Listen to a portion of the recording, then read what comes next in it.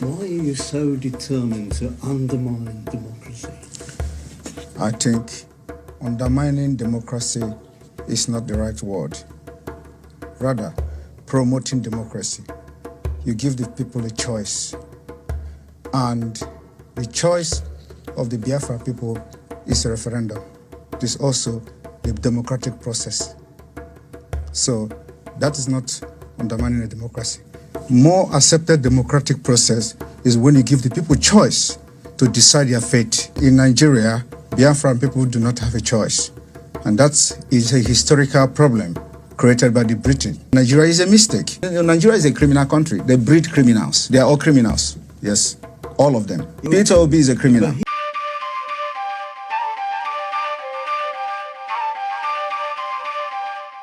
Nigeria's politics has just been shaken again. A resurfaced video of Simon Ekpa, the disputed activist recently jailed in Finland, is causing a storm across Africa. In this explosive clip, Simon Ekpa does not hold back. He calls President Bola Tinubu, Atiku Abubakar, and Peter Obi criminals, accusing them of having criminal records and being unfit to lead Nigeria. Undoubtedly, the video got many people reacting to it massively. But here is the big question: is Simon Ekpa speaking the truth, or is this just another dangerous rant from a man known for incitement? Stay with me because this story goes deeper than you think. This is First Africa Voice, where we tell Africa's stories raw, real, and without filters.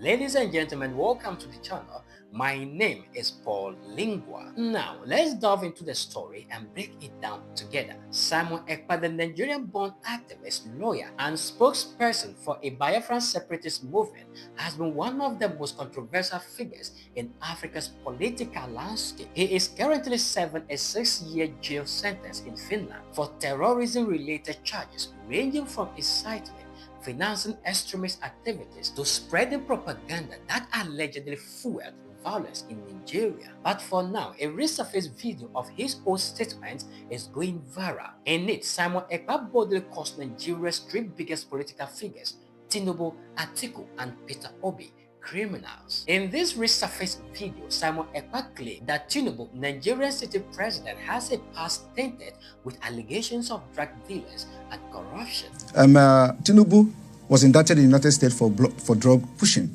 The records are there, so it's criminal. Nigeria is being ruled by criminals, and they breed criminals. That Atiku Abubakar, Nigeria's former vice president and perennial presidential hopeful, has a long history of corruption scandals and money laundering accusations. Starting from Atiku. Atiku was indicted in the United States for money laundering. He's a criminal. How do you think if Nigeria is the United States, Atiku will come back and start contesting with the criminal record he has had for money laundering? That Peter Obi, who many young Nigerians see as a clean alternative, is also a criminal who has offshore financial dealings exposed by the Pandora Papers. Peter Obi his name was in Pandora. He didn't deny it. It's also the part of money laundering, international money laundering crime.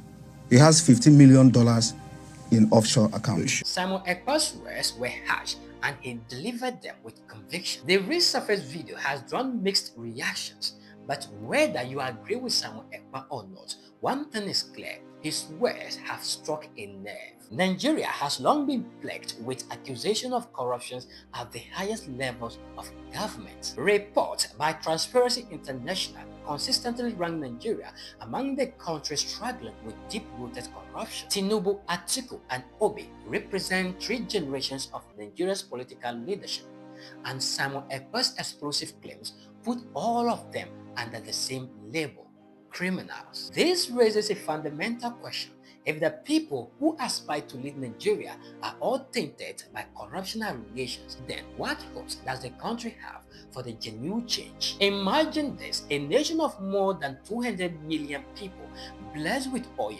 gas, and vast natural resources, but where millions still live in poverty. Now imagine the people entrusted with leading such a country being branded criminals by one of its most disputed sons. Whether we like Simon Ekpa or not, his resurfaced words shines a spotlight on a bitter truth. Nigeria's leadership crisis is real and corruption is at the center of it. Before we continue, let me ask you, do you believe Simon Ekpa is exposing the truth about Nigeria's politicians? Or do you think this is just another dangerous attempt to sow chaos? So what does this really mean? For one, it exposes the credibility crisis facing Nigeria's political system. If ordinary citizens continue to view their leaders as criminals, trust in democracy itself begins to erode. Secondly, it adds fuel to the ongoing debate about whether Nigeria needs an entirely new political class, fresh leaders untainted by the corruption of the past. And finally, for Simon Ekpa himself, these words justify Finland's court ruling against him because they show a pattern of incitement and attacks against Nigerians' institutions. Simon Ekpa may be behind bars in Finland, but his words still echo across Nigeria and Africa. His resurfaced video calling Tinubu, Atiku and Obi criminals is a stark reminder that Africa's biggest democracy is at a crossroads. Will Nigeria rise above corruption and leadership failure, or will these cycles continue? At First Africa Voice, we will keep asking these tough questions because Africa deserves answers. If you found this documentary eye-opening, hit the like button, share with your friends, subscribe and turn on the notification bell for more powerful African-focused stories. We do know that far as there are more men on earth, there are more opinions, so kindly drop your view in the comment section. Well, the dew of the day has crept upon adults and nature must obey its necessity. Here is where we bring down the curtains. Until we meet again, my name is Paul Lingua, the Africa Orator. Why are you so determined to undermine democracy? I think undermining democracy is not the right word. Rather, promoting democracy. You give the people a choice. And the choice of the Biafra people is a referendum. It is also a democratic process. So that is not undermining a democracy. More accepted democratic process is when you give the people choice to decide their fate. But they have a choice. This is an election which will be following democratic laws. In Nigeria, Biafran people do not have a choice. And that is a historical problem created by the Britain. So everybody, as you have been a journalist with your experience and the history of Nigeria, you agree with me that Nigeria is a mistake because of the tribal and dangerous diversity in Nigeria, which is also a destructive diversity. So when you give the people the choice to choose how they want to live, that is a true democracy. A democracy is not when you bring in the military and invade communities, burn the communities because people are protesting. You kill them. Is that democracy? Do you do that in the United Kingdom? The answer is no. But what about your role in all this? Your tweets. My role. Wait a minute. Your role in all this. Your tweets and your social media. Why the need for violence? It is. Yeah. At least 1,500 people died in the last 3 presidential election campaigns. Was it my fault then? And there have been deaths so far in this one too. That's what we want to correct by making sure we do not continue to validate an evil entity that subject their citizens to death. So the only solution to this is to disintegrate this evil entity and allow people to make their choice so that they can develop and, practice politics in the best way possible, just like the Europeans here. So are you justifying the violence that comes from the kind of stuff that you... It is not, the violence is not about what I do. It is the provocation of the policy of Nigeria, okay? So it is a long time bomb coming. So what you see happening now, Nigeria have a history of violence from the beginning of Nigeria. After independence, every election in Nigeria has witnessed violence. So it is not about me. I am here as a good guy to put an end, to have a lasting solution to the violence that have caused the life of thousands of Nigerians. But do you not accept that some of the things that you say has engendered this kind of... From your own perspective, you can translate it and interpret it however you want. But from my own perspective, I think I am the good guy trying to teach the people that they have a right. So there's no blood on your hands? There is no blood on my hand. There are more blood on those supporting the election, supporting this particular coming election. They have more blood in their hand. In Imo State, you have a governor that have invaded his own state, killed people, and why are you people not talking about that? Those are the people that have blood in their hand. All the people that have been elected in Nigeria since 1960 all have had bloods in their hand, and nobody is asking them question. I am just the good guy who say enough is enough. Somebody have to say something, and somebody have to do something, and we're doing it. But couldn't you make more progress if you were in the tent, as it were, not rather than out of the tent? You can't. In another country. Sorry? You're in Finland. Yes. So wouldn't it be better if you went back home and did the political thing there? You should know. You see, I learn from what happened to others. I don't want to put my life in danger because the country, as far as I'm concerned, does not exist. Any country that does not respect the rule of law does not exist. You're scared you might be killed? Not everybody. You know that. You can say that as well. Yes. There's a bounty on because your head because there, really. Yes, there's a bounty on my head because Nigeria, because of the Islamic agenda in Nigeria, whoever that rises up to say something that will, make the life of the people to be better, they want to kill the person. They assassinate people every day. And today you see that there is a video that has been released by a man called Ikenga Imo, when an assassin invaded his house and they wanted to kill him. They are police officers. But if there is no CCTV, they will say unknown gunmen. These are the people that are causing all this crisis in Biafra land. But without that video, everybody has concluded that they are unknown gunmen. Today we have known them. What are the government doing about it? What are the international community doing about it? Every evidences that have surfaced anywhere about CCTV camera, it has always been security agent from the Nigerian state. Nobody is talking about that. That is what we are fighting against. We are defending ourselves, and we have armed ourselves to fight Nigeria till the last day. We have done it before. The only difference now is that today we have social media. If social media was there in the 1960s, somebody will do what I'm doing today. In those days, we have a man called Okokondem. Okokondem was broadcasting for Radio Biafra and was propagating Biafra stuff, but because there were no social media, so he would have done even what I'm doing today, I believe so. So this is what will make a difference. And my activities on social media is educating the people, telling them they are right, that you have a right to say no, and you have the right to say yes. Who's funding you and your organization? Biafra people are funding my organization. Not the Tinubu party? I have nothing to do with Tinubu. And it's very funny. A lot of people said Tinubu paid me 25 million. How is that possible? How is it possible? You're denying he did. I don't know who is Tinubu. I have never communicated with anybody close to him. Just like the way they forged the letter.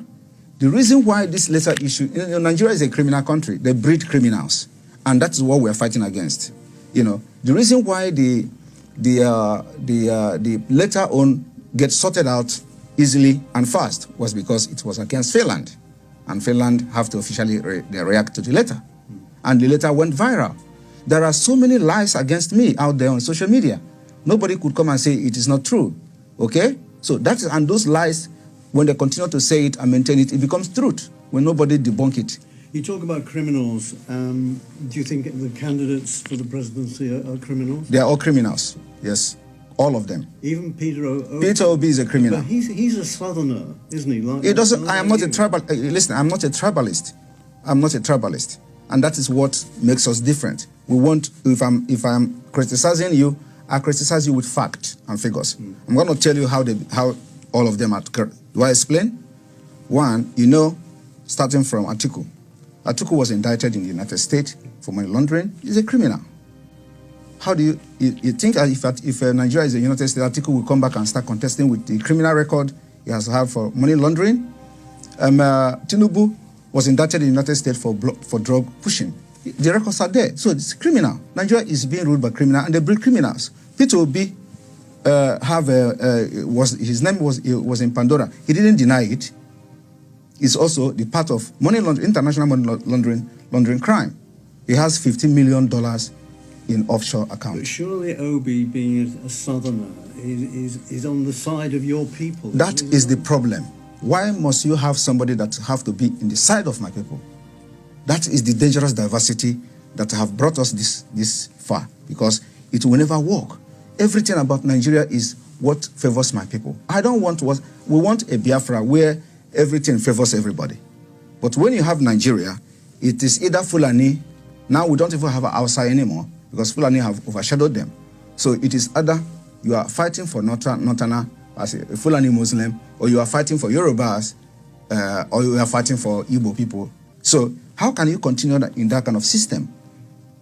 This is why we must make sure that we do not validate Nigeria again. So. Let me just stay there. Right. What's your relationship with Mr. Kanu at the moment? Kanu is the leader of indigenous people of Biafra, and I regard him as my leader. Do you talk? Do you have contact with him? Well, we communicate somehow, but that's a confidential issue. Because you see, he's disavowed violence. He thinks he's made statements to say that everybody condemn violence. I condemn violence.